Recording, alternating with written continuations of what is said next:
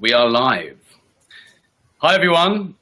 I am super excited to be interviewing today Krisstina Wise of Wealthy Wellthy. I met Krisstina about a year ago at an author workshop, and she talked about her business. She was a speaker there, and she's now become one of my new favorite people. She doesn't know this yet. She does now. Super cool, because she's super passionate about getting people healthy and wealthy at the same time. Krisstina, thank you so much for coming on. It's a real privilege to have you on here. Well, thank you. It's so much fun to have this conversation with you live. Yeah, versus private. Done a lot, not live. So really excited to share your story as well. So Kristina's got a very powerful story, or an empowering story, about how she has been healing herself from metal toxicity. Do you want to give us a quick rundown of what happened with that, Krisstina? Just like super brief. I mean, it's super interesting. And for the purpose of this, I'd love to talk about your father. But your story is so powerful. I'd love you to just quickly share it. Well, the short version is that it was in 2013, and in February of 2013, late February of 2013, I actually went from being really at the top of the height of my career, speaking internationally as one of the leading keynote speakers in the industry I was in at the time. And my career was flourishing. I mean, I was sort of a household name in the real estate industry, nationally, internationally. And so I thought I was really healthy. That's sort of the irony of the whole thing. And my sort of last hurrah was I landed this keynote performance to the top industry leaders. And as I was getting off stage, it's like, I got all these added girls. Oh my God, can we book you for the next thing? Will you be an advisor, sit on our advisory board, XYZ? And I just had all these people clamoring for me. And when I walked out of the room, out of that conference room, like I said, there were the top leaders that were kind of just clamoring for my attention, standing ovation I had the opening keynote talk. And so when I walked out, in my head, I thought, oh my God, I've made it, and I was so exhilarated, and just the adrenaline was on high. And all I could think about is, this is it. Like, now I can sort of name my price, name my gig, whatever it is. And so that was great until the adrenaline wore off. And within a couple of hours, I felt terrible. And it was this weird feeling that I couldn't describe it, but it's like something broke. And, from there, it was sort of the irony also is the juxtaposition between, I kind of felt I was at the top of my game, top of my health, top of my career, everything. And within 24 to 48 hours, I was so sick I couldn't get out of bed.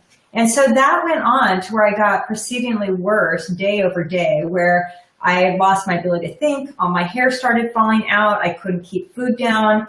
I'm pretty petite and small, and I got down to like 95 pounds from like a healthy 115. And I was slowly dying for like over 6 months, and go to doctor, couldn't find anything that was wrong, and said it was all in my head. And then I couldn't sleep. I had this chronic insomnia before I could sleep like a baby.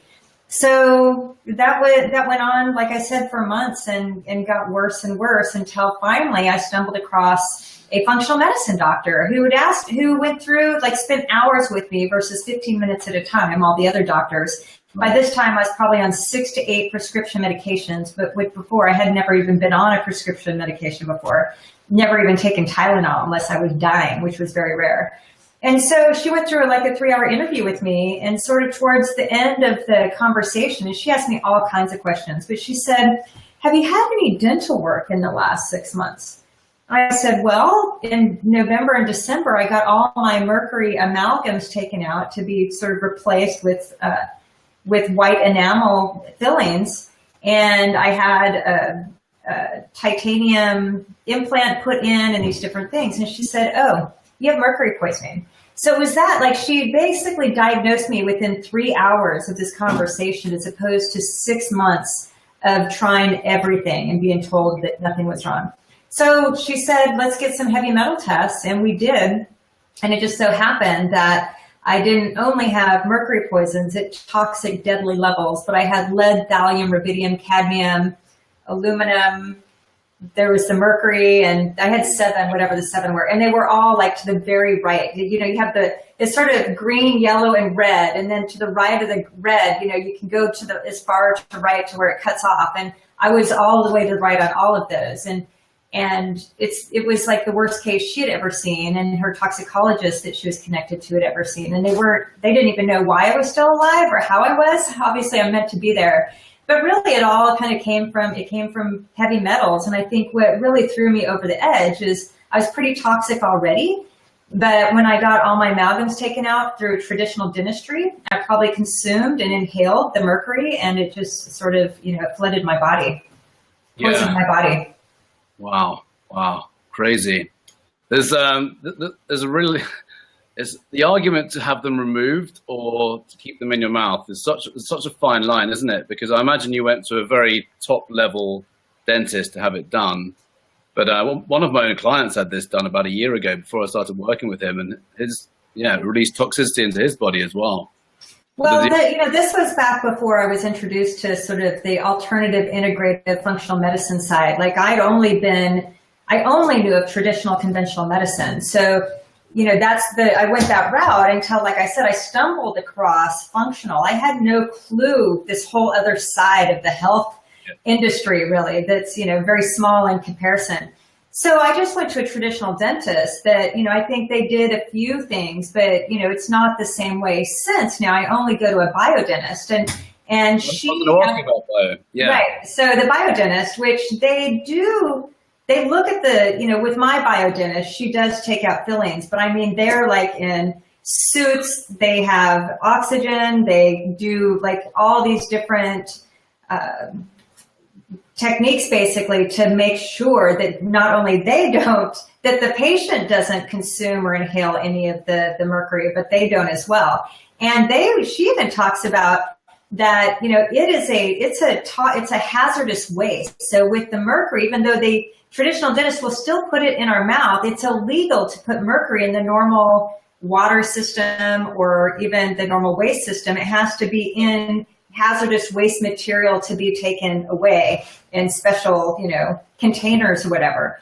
So that's how toxic mercury is. Yet, who knew that, and dentists are still putting mercury in people's mouths. They're still doing it. It's just amazing. Yeah. So you spent an obscene amount of money, didn't you? Thankfully, you had the finances to back up this therapy you went through. Did you say you spent about 150 grand on it or something? It took us $250,000 to save my life. Wow. And so, before I got sick, I was into money and business, and, money and business have always sort of been my thing. And so as a result of that, my husband and I, we had cash, we had assets. And but what I learned going through that journey was, one, what I did is, even though I was good on the on the money wealth side equation, like I said, had cash, assets, really practiced what I preach today about money, I used and abused my body, and I was clueless about health and wellness and food and stress. And, I just lived in our normal sort of American high performance world. It's success, entrepreneurial success story. But I killed my body in the process. I just broke it down. I didn't sleep. I ate wrong foods. I exercised too much. I was just burned the candle at both ends, every category of my life. I had to train for marathons while I was doing everything else. And I just didn't realize that, my body was slowly but surely breaking down. But because it was, at that point, I did what I traded my health for wealth. And, there's a quote that I read recently that, people will trade their health for wealth for a big part of their life until they reach a point, then they have to trade their wealth to get their health back, and that's sort of that next journey. But it was when I got sick and then realizing what it took to get well again and how much financial, capacity and resources it took, that's really brought me where I am today, is understanding that health and wealth really are the same thing, that we need health and we need wealth to really to be financially free. Our health is freedom, because even though I was financially secure when I was sick, I didn't have freedom because I was basically stuck in my bed and in my head, and I knew I was slowly dying, and I was depressed and anxious and lived in a total hell. So all the money in the world doesn't matter if you don't have your health. So it's at that realization that, oh my gosh, here I am, a money person, and my body's my number one asset. And I never invested in my body. I didn't spend I didn't take care of it. I didn't rejuvenate it. I didn't invest in the principles of investing in my body. In fact, it was withdrawal, and never put in deposits. It was just like using my body, thinking that this was sustainable and I could do that forever. So yeah, two things. I realized a couple things is, number one is like, money matters more than anything, because in that case, and I studied these financial principles and I had these sort of private beliefs about it. But money mattered more than anything was my belief. So like I said, I was very wealth focused, very financial focused, very success focused.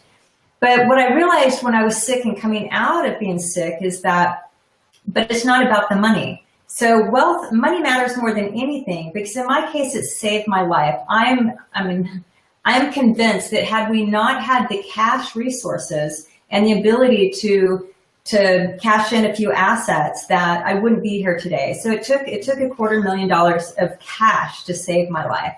And if we hadn't have had that, if we had to rely on just normal conventional insurance and the conventional system and not had the cash available to pay for integrative medicine doctors and all the things we ended up spending the money on, I wouldn't be here. So money's so important that is it any more important than saving somebody's life? But I also realized that it's not about the money, that life has to have more importance or purpose than just the money, and health is the other sort of balance to that.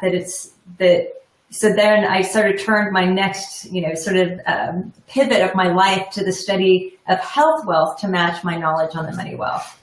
Love it. I love the fact that you said your body is your number one asset as well. I just want to say to people as well, you're mother of two, aren't you? And wife. So, you got dependents. So it's so incredibly important to look after your kind of number one asset. And if it wasn't for the money, you wouldn't be around, and then your kids would be suffering, and so would your husband. Right. And if we didn't have the money, exactly. But when I lost my health, all the money in the world didn't matter other than to save my life. So like I said, it just became this new awareness of sort of how fragile life is and how fragile health is, and how we are really taught or thought that success or achievement or attainment or consumption or how many accolades or awards we have on the wall, that's what life is about. But what I realized, like on my deathbed, is you really can't take anything of that with you. That when I would have, what I believe now is if you're a billionaire, a multimillionaire, a millionaire, doesn't matter how much money you have. But if you were a billionaire, you would give your last billionth dollar away to get your health back if you were sick and dying.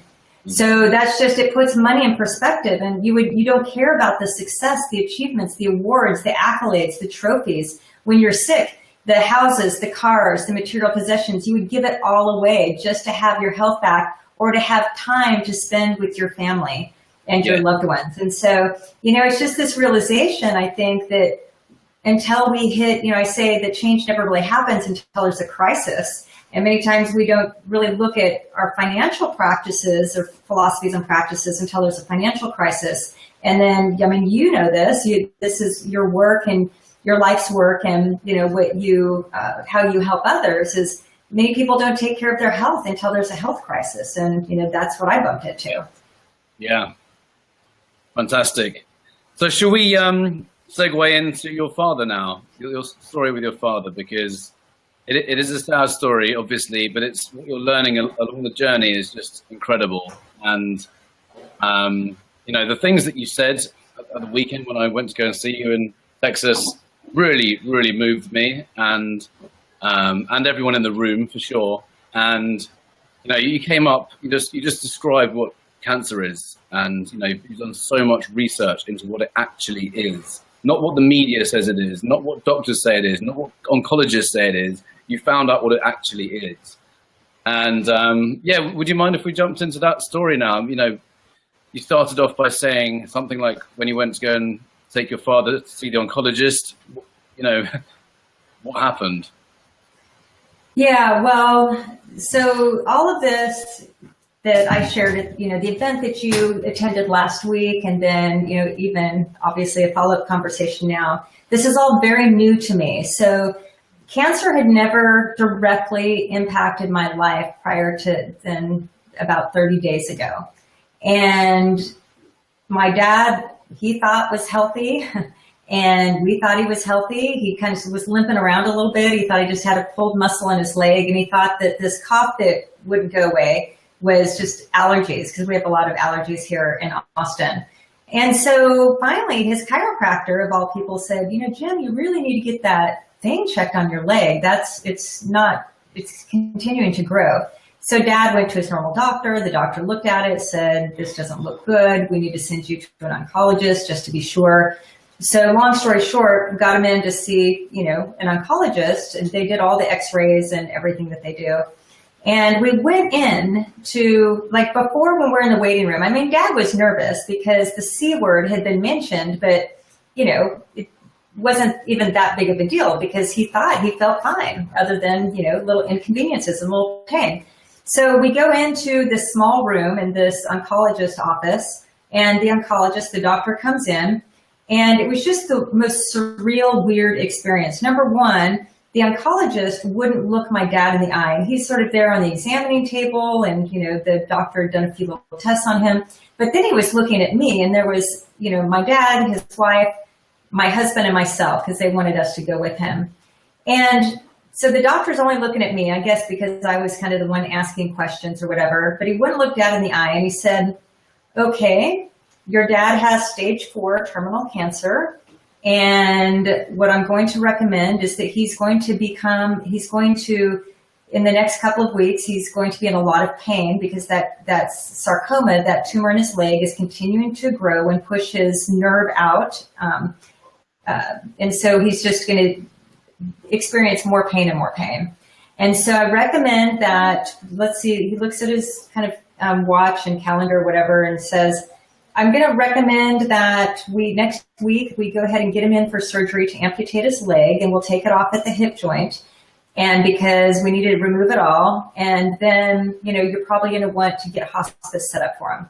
And my dad's over there on the waiting, like on the examining table, and he's kind of, he's an 80-year-old man, so his hearing isn't the greatest. So he's kind of going like this with his, you know, kind of leaning in, even though he's over there a little bit. He says, so what are you saying?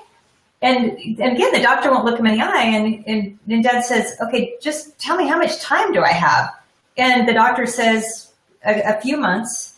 And so we need to get your leg amputated to manage the pain. And then, like I said, your family needs to get you set up for hospice. And that was basically it. Then the nurse comes in, the PA, and starts to get him set up for surgery. And I'm saying we are all in such shock that we went in not thinking it could be something, but it was shock. Like, we couldn't even believe this. So, you know, from there, you know, like I said, cancer had never really impacted my life personally. Obviously, we hear so many stories, I mean, of friends and other family members, but it hadn't been this, even, you know, this close to me. So once I got out of the shock and then kind of thought, wait a second, like, what the hell, amputate his leg? And my parents, they'd already gone to get the prescription medication it helps with the phantom feeling, that once you lose a limb, you still feel there's phantom pain and phantom feeling, that they still feel the limb is there. And so apparently there's some prescription meds that help eliminate that or reduce it, whatever. So finally, you know, I called my doctors, my friends, and I'm lucky now I have some really good friends, close friends, who are functional docs and integrated medicine docs. And they said, absolutely not. You're not cutting his leg off. Are you crazy? And then, you know, there's other things to look at, but wait a second, like, get a second opinion. Whatever you do, get a second opinion. So we ended up getting a second opinion, and that's another story. But the moral of that story is that, you know, it's like, cut your dad's leg off to manage the pain, and he's a dead man. And that was it. And we were then left to kind of deal with that in sort of, let's say, this more conventional, traditional belief system. Yeah, it's just extraordinary. It's just amazing as well. There's so many things I want to say, but one of the things that just came to mind is the nocebo effect. You know, when oncologists give people the death sentence, and Deepak Chopra talks about this. He did this amazing interview with Tony Robbins, and he talks about how if we're given a diagnosis, whether you're healthy or not, if you're given 3 months to live or 6 months to live, your nervous system takes over, your psychology takes over, and it will shut the body down, whether you're healthy or not. Because it's like, that's the sheer power of mind over body. And is why, during the Truth About Cancer series, they always say how oncologists, it's not within their right to give that diagnosis. This is not at all, because that alone can override everything. So placebo is obviously, you'll know what a placebo is. Nocebo is when, it thinks your body's basically told what's going to happen, and your nervous system takes over. And well, that's exactly what happened, Neil. It was the nocebo effect, and my dad went in his mind was a healthy man with some inconveniences, and he came out a sick man. And today my dad, and it's devastating, and it is amazing to just see the mindset power of this. And I'm so angry at that doctor. He had no right to tell my dad that. He's not God. He doesn't know.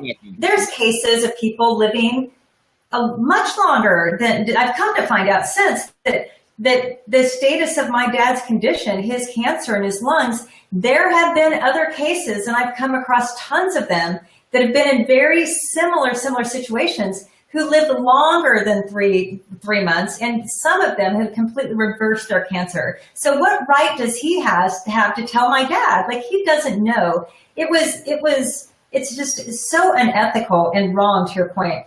But then that's just, sort of the cancer itself. The mindset piece is, my dad now is a sick man, and I lost my father. I haven't lost my father to cancer yet, but I lost my father, who was not sick the minute before he went in, but he was sick the minute he came out. Wow. And that's the devastation that in his mind, he had 3 months, and he started planning the 3 months and the conversations. I'm like, wait a second. Nobody knows, and we can try all these different things. Why are we just going to accept this one guy's opinion? And it's opinion for a reason. It's not fact. It's one person's opinion. Yeah. And we got a second opinion. It was radically different. So that just goes to show. But yeah, the nocebo effect is so powerful, and I think it's inhumane of doctors to be just spouting that out. Thankfully, you had the intelligence, the kind of prior knowledge as well in nutrition and wellness to go and see someone else. Like, a lot of people, if they don't have that prior experience or knowledge of nutrition and wellness, they might just accept it. They might just say, "Oh, that's just take it as read, like that's a fact, like it's gospel."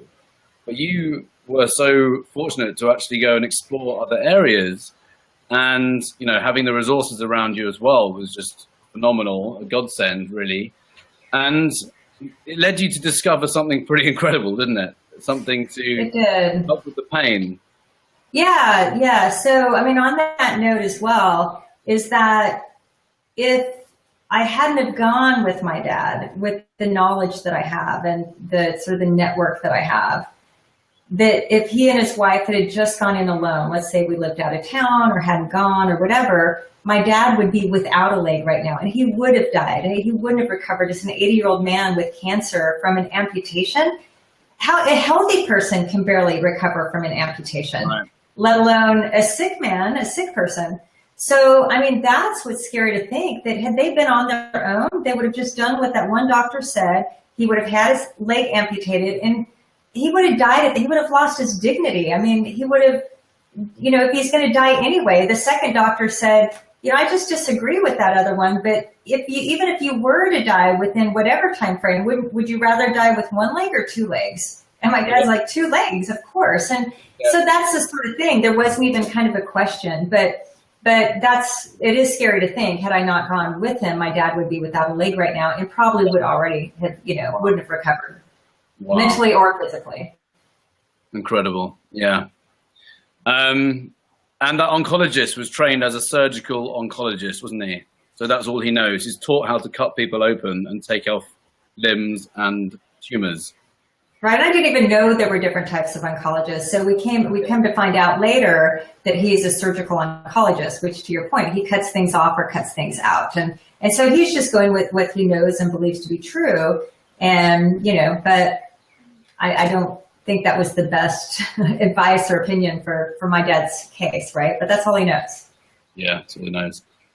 I mean, yeah, it's the history of the medical industry and why oncologists aren't trained in nutrition. It blew my mind when I found it out. In fact, I put it in my book, The History of the Medical Profession and Why Doctors, Oncologists, Psychiatrists, Why They're Not Trained in Nutrition. I think it's so important for everyone to know this, because until we know why they are not trained to heal the body, we just kind of take their word as gospel. We're like, they're on a shrine and we take it as gospel without going, hang on, let's look at their training. Let's see how they're trained.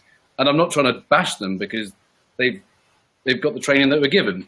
But it's, I think we, as the individual, need to understand why they're not trained to heal. They're not trained in nutrition. They're not trained to heal the body.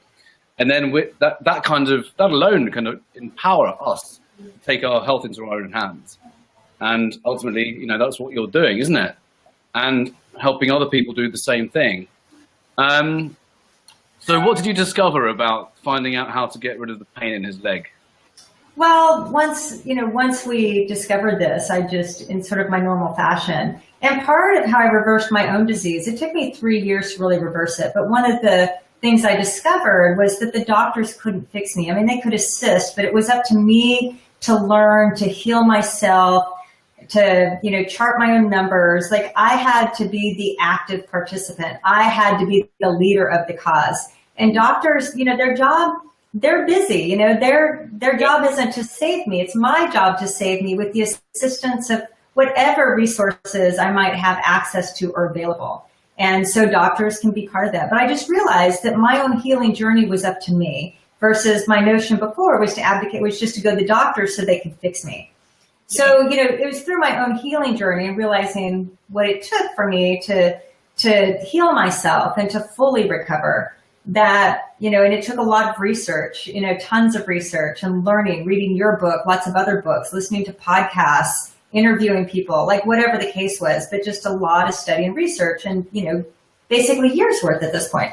So at that point I thought, okay, well, this is the first time cancer's really affected me, my life, this closely. So let me go do some research and see what I can find out about this. And it was really serendipitous, I guess, that I didn't know what I was looking for, Neil. It's not like I had some real direction or anything. I just started looking things up, Googling, asking some people certain questions. And I don't exactly know how I stumbled across this, but I stumbled across a book that's called Tripping Over the Truth of Cancer by Travis Christofferson. And anybody that is dealing with cancer or who's affected by cancer with a family member, friend, or whatever, I highly recommend reading this book, Tripping Over the Truth. Basically, anyone who's alive. Yes. That book. Yes. It really spells it out as what it is. There's also Cancer as a Metabolic Disease. I can't remember who wrote it, but that's also a really great one. Well, there's Dr. Ellen Davis. So there's like there's probably about 5 actual authors now, or those that really believe in this metabolic theory that are pretty loud about it. Dr. McCullough is one, so you can look up metabolic cancer with Dr. McCullough, and he's very outspoken and he's doing a lot of interviews. So I read his book. I read so much of his stuff. And in fact, his new book called Fat for Fuel. And my Amazon said it was just shipped. So it's in the mail because apparently it was just released. But Fat for Fuel by McCullough. There's Tripping Over the Truth. There's Fight Cancer with a Ketogenic Diet by Ellen Davis. And then there's The Metabolic Theory of Cancer by, I'm forgetting his name, but they're just a series of books. But I stumbled across Tripping Over the Truth to begin with. And then that sent me sort of, oh my gosh, then I read that book, then I read that white paper, then I read that book. So out of all of that, what I came to discover is I learned about cancer, but an alternative belief about cancer. And kind of to boil all that down or to distill it down or synthesize it, really there's like 2 belief systems, I guess, for the causes of cancer, basically, or about cancer in general. Now, 99% of the world, basically, and just the cancer industry, the oncology industry, which is a multi-billion-dollar industry, by the way. 7 billion a year industry. 127 billion. Okay, that's good for me to know. So it's big money and big power. Yeah. anyway, the whole belief system that sort of the protocols, chemo, radiation, surgery, is based off this belief that cancer is a genetic disease, meaning you're just kind of screwed. There's no cause or effect. It's just, it's in your DNA or not, it's in your genes or not. And if you're going to get cancer, it's just kind of the luck of the draw. You don't have any real control over it.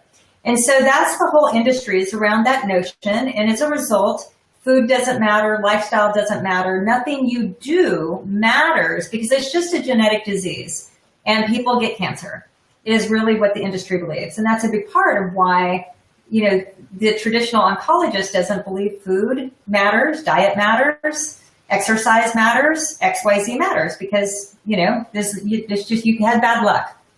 Can I just interject at this point, totally in agreement with everything you're saying? In January, the Guardian newspaper, a respected newspaper source, written by an Oxford researcher, one of the most prestigious universities in the UK, they slammed every natural approach to cancer and said that categorically no diet can heal cancer. And I actually wrote a huge letter in response. But it's just a prime example of how the media is so incredibly incorrect with this kind of stuff. And unfortunately, most people watch it, getting their education about health from the media. And it's so frightfully wrong. Well, media is advertising. So whoever can write the biggest check that's going to be what shows up in the media. So yeah, and the sad thing is people believe that to be true. Like, it's been well researched, documented, and whatever. It's like, no, it's advertorials or whatever, basically. But who paid this guy? Which pharmaceutical company paid this guy? That's the first thing in my mind. Exactly. Which that always needs to be the question, is who's paying the bills, basically.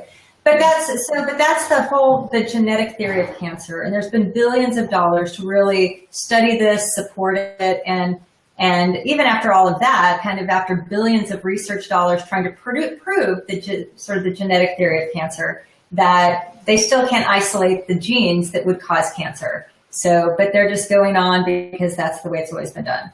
Now, there's a different theory, and I think it's starting to get traction. That's why I'm so excited that we're doing these types of things together, to get the word out, so at least people have choices, that if they have knowledge, if you want to believe in the genetic theory and go that route, by all means, we all have the choice. But we don't have a choice if we don't know there's this complete other theory over here that might serve our beliefs better. But it's called the metabolic theory of cancer. And basically what that means is that those that believe the metabolic theory of cancer to be true is that cancer is not a genetic disease, it's a metabolic disease.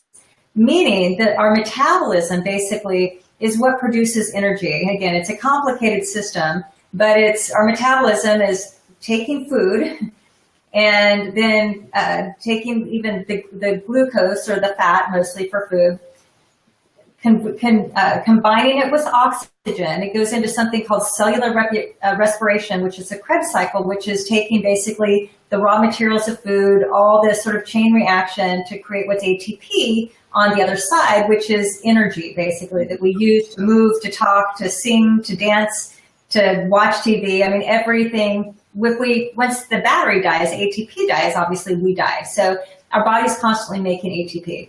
So, but that's metabolism. It's how we convert food to energy, and then how we use that energy to basically rebuild ourselves and regenerate everything. And that's happening all the time. So very simplistic definition of metabolism. But a metabolic disease means that the metabolism's broken, meaning something along this chain isn't working effectively or ideally. And that's where, when you go backwards with the metabolic disease, it can only be food that actually really matters, because every bite we put in our mouth, the nutrition, the macros and micros are what our body uses for cellular health and energy. And, then we add sleep onto that. Obviously, exercise and muscle mass and strength is a different piece to that.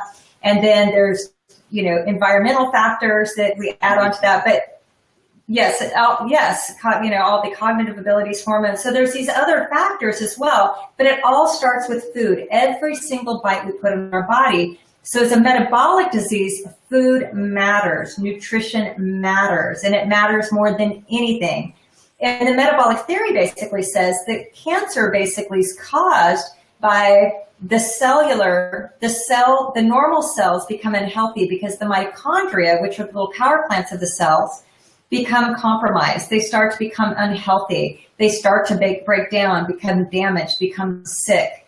And so that's all a result of lifestyle factors, food, sleep, stress, the terrible ways we live right now over time just keeps breaking our little mitochondria down to where they're sick and unhealthy. Now, normal cells would do something called apoptosis, which means if they start to get sick, they die off. But what the body does with the metabolic theory is that once the mitochondria be compromised, there's a DNA in the mitochondria that really sends a signal to DNA, the nuclear DNA of the cell, that says, you know what, we need to turn on the backup system here because, there's too many mitochondria being compromised. And so the energy production isn't working right because the mitochondria are impaired. So our bodies, as a sort of an evolutionary response, turn on this backup plan to produce energy. And it's what's called, as opposed to cellular respiration, which is the healthy cells used to convert energy to ATP, which is the combination of glucose or fat with oxygen. Again, I'm way simplifying this. To go into the Krebs cycle, and that's called cellular respiration, meaning respire like oxygen, turn it into ATP, there becomes like an epigenetic signal that says, stop doing that. Let's go to the backup plan for energy production, ATP production, which avoids oxygen altogether. And basically all it needs is sugar, glucose, in order to survive. And that's mutated cancer cells. Gobbles it up, doesn't it? Sugar. Yeah, so under the metabolic theory of cancer cells do not like fat. They cannot metabolize fat to energy like healthy cells can. And it does not need oxygen. So it's this whole backup system that we've all experienced when we work out too hard and we don't get enough oxygen to the cells in our tissues. So we go to this backup plan to be able to produce energy to keep going. And it throws off this waste product called lactic acid or lactate. That's why we get sore. It's the lactic acid that's kind of sitting there until it sort of fades. But our sort of normal cells then become cancer cells as a result of they start mutating. And it's an epigenetic response, meaning it's a switch that's been turned on that says, okay, the cells over here are compromised. We don't want them to continue to die off, otherwise the body's going to die. So let's go to this other ATP production ability. And then these little cancer cells are like zombies, where normal healthy cells would kill themselves if they've got compromised mitochondria or unhealthy cells. These guys don't die, but they multiply a lot faster because you only get like 2 ATP versus 32 ATP. So to keep the body going, they have to really spin really fast. But the faster they spin, the more lactic acid and free radicals they throw off, which causes inflammation, and then they recycle that, and it's just this vicious cycle. And the cancer cells don't die. There is no apoptosis, so they don't die. They continue to grow, and then they feed themselves off of the lactic acid, and it's all an evolutionary process to keep the body alive, but without realizing it's killing it kind of at the same time. But all of that, I mean, obviously I'm way oversimplifying, and hopefully I didn't confuse people more than, the opposite. This is the simplification. Right. But the idea then, all of that, is that you boil all that down, is that as a metabolic disease, food matters, nutrition matters. Under the metabolic theory of cancer, sugar is the fuel source. Any kind of carb, any kind of sugar. And, not to mention combining that with toxic chemicals and everything else in our environments. But it's just like, the cancer is just like sugar. They suck that sugar up like a straw. Like, they love this stuff. It's the only way they can feed themselves, according to this theory. So, as I research all this, this is just, I'll complete here. But it's sort of, where I just want to scream. So I believe this to be true. And all the research and data, and I've now talked to different doctors, and I'm just like, oh my God, number one, how do we get this out there? But number two, when we're at MD Anderson in Houston, they're passing candy out in the oncology waiting room where people are getting their chemo. Where my dad gets his chemo, they pass out Snickers bars and all this crappy peanut butter, the processed peanut butter packaged crackers. The doctors are telling my father, now this is the hard thing for me. The doctors are telling my father, you have to keep weight on. And that's true, because if you lose weight and continue to lose weight, you're a dead man. So they're like, we know your daughter's telling you not to eat sugar, but you should be eating whatever you want, calorie-dense food, eat as much sugar as you want. She's wrong. You've got to just keep the weight on. And so I go over, and I've been working so hard, Neil, to say, okay, I've actually brought my friends, my doctor friends over to teach my parents about ketogenic diets, and you know, they've sort of expounded on what I'm sharing now so my parents could understand it, but where it come from a doctor and not just their daughter. But the oncologist in my dad's generation, and really just kind of the American culture, is the doctors are right. So he's basically told me, babe, I can't handle the conflict. I have to believe the doctor. I know that you have good intentions, but I've got to keep my weight on, so I'm just going to do what the doctors say. So I go over to my parents' house 2 days ago, and there's a box of Bisquick that's sitting on the counter. And now my stepmom is making him pancakes and Bisquick biscuits, and he ate a fudge bar because now they have fudge bars in the freezer to get him gaining weight, and all this processed food. And I mean, it's breaking my heart, Neil, and it's their life, right? I mean, that's the choice they make, but it's just so hard knowing what I know or what I believe to be true, that there's a way to at least slow this down or potentially stop it and maybe even reverse it, because there's been all these case studies now by those that really do believe in metabolic theory, that there have been remissions and lots of examples with stage 4 lung cancer that my dad has. I could not find one, and believe me, I'm a researcher. I could not find one case or example where stage 4 lung cancer actually saved the life or even really extended the life of anyone with chemo, radiation, surgery, from anyone with stage 4 lung cancer. On this other theory, I found hundreds of examples. And so that's the hardest thing, is that, you know, he's getting conflicted information. So they made the choice. But the final piece to that, now what Dad did do, which thank goodness he did, is, like I said earlier, the first doctor said, we need to amputate your leg. So Dad's pain was getting worse, and it was getting worse in the leg where the tumor was. And so Dr. 1 said, amputate the leg. Dr. 2 said, we just need to get you on hydrocodone, and we'll just keep upping the dosage. And basically, and that can turn to morphine or whatever, but we'll just use narcotics in order to manage the pain. And so Dad got on the hydrocodone. And so in all this research, I came across what's called cannabis butter, or what we call green butter. My dad calls it snake oil. And I said, okay, Dad, let's just try this for a couple days, because all this research, it's like ketogenic diet and cannabis and oxygen therapy, basically hyperbaric, were like the 3 biggies.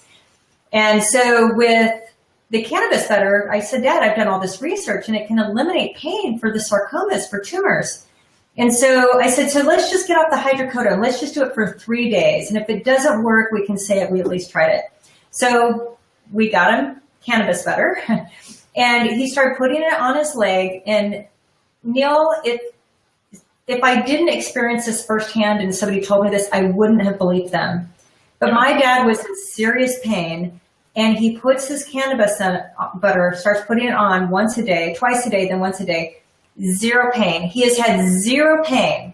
0. He said he doesn't even know he has cancer in his leg as a result of this cannabis butter. He's on 0 narcotics for the pain. He got completely off the hydrocodone, and they didn't have to amputate his freaking leg because the cannabis butter is working. And so, it's like, oh my God. And then, there's also evidence of cannabis oil, which is a little bit different. The butter is actual butter, but cannabis oil is the straight, like, expressed oil from the plant. So like when you have expeller pressed seed oils or whatever, it's just the oil that's left from whatever seed. If it's a sesame seed or whatever, you have this the pressed oil that's left that comes out of the seed. Well, cannabis has an oil that can be pressed, and it's a process. But we did this for Dad too, and I don't know if it's helping or not, but it does help him in one way. But there's been all these examples, and people can just start researching. But it's this cannabis oil that you make, this like pure THC. It's the pure stuff. And even the protocol or is recommended you to start with. You take a half a grain of rice portion, and you just and it's like crude oil. You just put on a toothpick and take it. And then you kind of grow up over time for 90 days. And this cannabis oil combined with a ketogenic diet, there are so many case studies of people actually with stage 4 lung cancer that have gone into some sort of remission. I mean, I found so many cases. I had to stop looking for them because I was just trying to find a handful to see if it was possible. So what it does, even though I don't know, I think since Dad's not following the diet, I don't know if the cannabis could work without the diet. But what I do know about the oil that he takes on a daily basis is that he has lung cancer, and the tumors are are very sizable. So he has a difficult breathing. But when he takes the cannabis oil, it settles his sort of inflammation down in his chest where he breathes better. So he's more comfortable. And it's just, so now for his leg where the one tumor is, and then for his lungs, the cannabis has been magic. And again, I never would have believed this if somebody told me, if I hadn't experienced firsthand. It's been called the most powerful plant on earth with more medicinal properties than anything else. And it's been banned. It's been banned, and all this knowledge is just suppressed. It's just extraordinary what's been going on. So incredible that you found that. So had he listened to his oncologist, he'd have had his leg amputated. Instead, you did your research, you found cannabis butter, and the pain's gone. I kid you not. I mean, if my father were here, I'd put him on here so he could tell the story, but zero pain. And he doesn't even put it on every day now. I'd be like, Dad, are you putting the butter on every day? He's like, no, I just don't feel any pain. I don't think I put it on in like 2 days. I'm like, Dad, just lather it on every day, like whatever, But anyway, yeah. And if you compare, so if you say money talks, cannabis, I don't know, how much do you think that surgeon would have made on the amputation versus the cannabis butter is, I don't know, a few $100 maybe, like 100,000 versus a few hundred. So there's that. One other thing I learned, not to throw all conventional medicine doctors under the bus, because most of them do have good intentions in mind. I mean, they do want to help people and save lives. Yeah. But what I've come to learn through all this, which is the shame as well, and why I'm just so passionate about getting the word out, to give us, with knowledge is power. So when we have the knowledge, that's how big change and influence, because, the power of the people. But if we don't know, there is no power. We can just be, all the propaganda if we believe it. So anyway, I love that you're doing all the work that you're doing, Neil. But so what I've come to find out is even if doctors, if they work for a hospital, let's say, or a HMO or whatever they're called, like if they're in an organization, they're required to only recommend the accepted quote unquote standard of care. So let's pretend, even my doctor's oncologist, let's pretend that he or she bottom of their heart believes that cannabis could help, hyperbaric oxygen chamber could help, ketogenic diet could help. Even if they believe those things could be a significant part of the protocol or for the healing or just, pain management or whatever, they cannot, they're forbidden to recommend it because it's not in the accepted standard of care. Even if they believe it, they can't, because then if something happens, somebody could come back and sue them and say, oh, well, you recommended cannabis and my husband died anyway, so we're going to sue the hospital. So the hospitals or whoever, the employers that they work for, they can't recommend anything outside the normal standard of care. They stand to lose their license, don't they? They stand to lose their license, yes. You bear with me for 10 seconds. I need to plug my computer in. We've been talking for quite a long time. Whilst I'm just 10 seconds away, could we talk about the ketogenic diet quickly and how it starves cancer cells to death?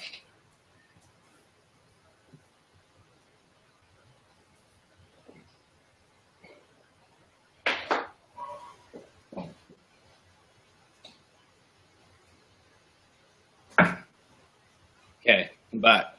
All right. Oh, you ran out of power? Yep. That's my inversion table. My roommate's inversion table, by the way. Amazing feedback.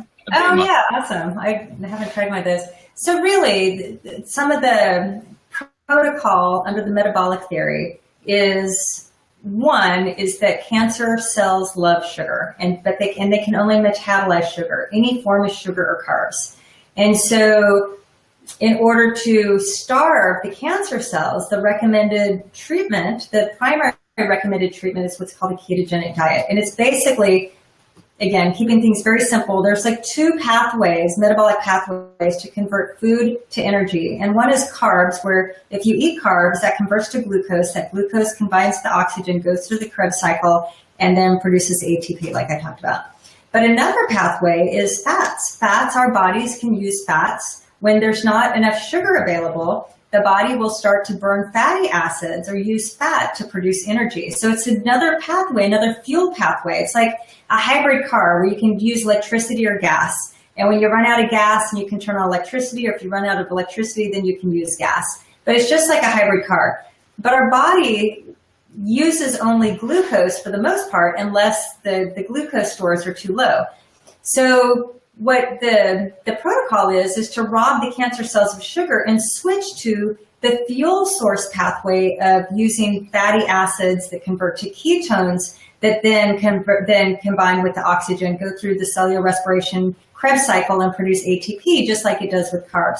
But it's even a more fuel efficient process, the way it converts, that throws out far fewer free radicals and less damage. It's just a better fuel source altogether that all of us might look into ketogenic diet. And it's really good for the ketones. Our brains can use ketones.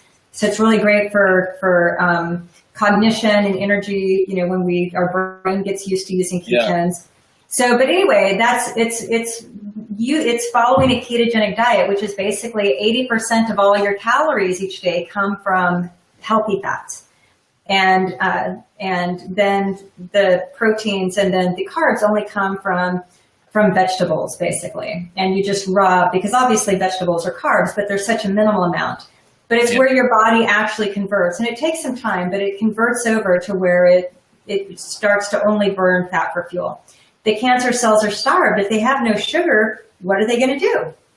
So, you know, that's that. The second thing is that cancer cells don't need oxygen, and they don't like oxygen. So that's where hyperbaric chamber is a big part of the protocol too, because it's to feed all cells, including the cancer cells, with oxygen, because they don't like oxygen. So that's where hyperbaric is part of the protocol. And then there's sort of these miscellaneous other alternative. Cannabis is a big one, as we've already discussed. And there's other sort of vitamins and, you know, different herbs and things that are, you know, been shown to actually, you know, cancer cells don't like. And there's different categories of those. But the big two are the ketogenic diet and then oxygen therapy. And then the third is the medicinal plants and, you know, vitamins, minerals, and some of these different elements. Yeah, flushing the body through with micronutrients and all the vitamins and plant-based foods, Gerson therapy uses that. Vegetable juice, colon therapy, immune system, Amazing. Yeah, I once learned that cancer cells have 15 times the number of insulin receptors as normal cells. Interesting. Where they just gobble up the sugar like it's you know, like wildfire. And in oncology, they still use a radioactive sugar compound to determine in cancer patients where the cancer is. It's a radioactive sugar compound. They inject that into the patient, and where all the fluid gathers is where the cancer is. Yeah, that's the PET scan. Yeah, the PET scan. So they know that cancer fuels off sugar. Exactly. I mean, they know it. Exactly. Because that's how it shows up. That it's in the test. And then they'll go and give you ice cream and candy and stuff. It's just extraordinary. That's just so, you've just shared such, I think, potentially life-saving stuff with people there. I think that's really amazing. We've been talking for quite some time. I really love the fact that you just shared so much. I've got some notes. I'm looking down for some notes. We touched on epigenetics very briefly. You touched on epigenetics earlier. Can you give a quick description of what epigenetics is? Because this is major, because a lot of people think we have the genetic predisposition to get diabetes or cancer or neurodegenerative disease. What have you learned about epigenetics? Well, that's what we've been taught, that cancer is a genetic disease, diabetes is a genetic disease. Like, you know, if your parents have it, you have it. Parkinson's is a genetic disease, and if your parents have it, you're likely to get it. So that's the conventional system. That's like the belief. And cancer is just like another disease fits into that same belief system. And, you know, risk of, you know, I'm not in the health industry. You're in the health industry. I'm in the money. I'm a money expert, not a health expert. So as I say these things, hopefully anybody listening, please understands I am as layman as they get. I'm just a well-studied layman. Yeah, because, you know, I'm obviously got, I'm very inspired to learn and passionate to learn for obvious reasons. But I've become passionate to save my life now, to save my father's, or to extend his life, whatever we can do. But epigenetics, the way kind of I think about it, which as a layman is very simplistic, is really the belief system is that, yeah, we have our genes. We certainly do have, we're predisposed. You know, we have inherited genes that, you know, we have this DNA and we've inherited these genes. But the genes, what epigenetics means is that our lifestyle factors, how we eat, the environment we spend our time in. Is it a toxic environment or is it a clean environment? The relationships we're in. If we're more in a positive lifestyle versus negative ones, this is all within sort of the latest research, like how we view life as an epigenetic factor, how much you exercise, how much you study, like all these lifestyle factors, how we live our life under epigenetics means is the lifestyle turns on or off certain genes. And so let's say we're predisposed to diabetes or cancer because our parents had it. And, you know, traditional medicine would say you're bound to get it. And let's go ahead and put to prevent you from getting the disease. Let's go and sort of, cut your breasts off. Let's cut your breasts off because maybe, you know, your mother had breast cancer. You don't have it. There's no signs of it, but let's cut your breasts off, or let's give you a hysterectomy, or let's put you on some sort of medication because, you know, you don't want diabetes, or you don't, high cholesterol and heart diseases in your family. So let's go ahead and put you on a statin as sort of this preventative method because it's all genes. Very, very. Right? And, you know, not to be a conspiracy theorist, but there's a lot of money back there, a lot of pharmaceutical, probably, you know, push and propaganda and education. But that's sort of the genetic theory. Again, it applies kind of to all disease. Cancer is just a disease, and there's a number of diseases. With epigenetics, the belief system here is that our lifestyle will turn on or off those genes that we're otherwise predisposed to. So if, you know, let's say we're predisposed to a diabetes or Parkinson's or whatever, if we exercise and sleep well and regenerate and have a healthy lifestyle and lots of love in our life, and you know, our body's intelligent, knows we're very active and sort of a good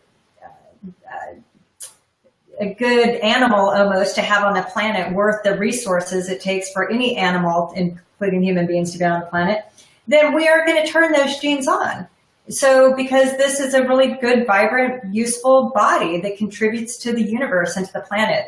And so that's where epigenetics say we have a choice. There's cause and effect, and our lifestyle really determines what predisposed genes turn on and turn off.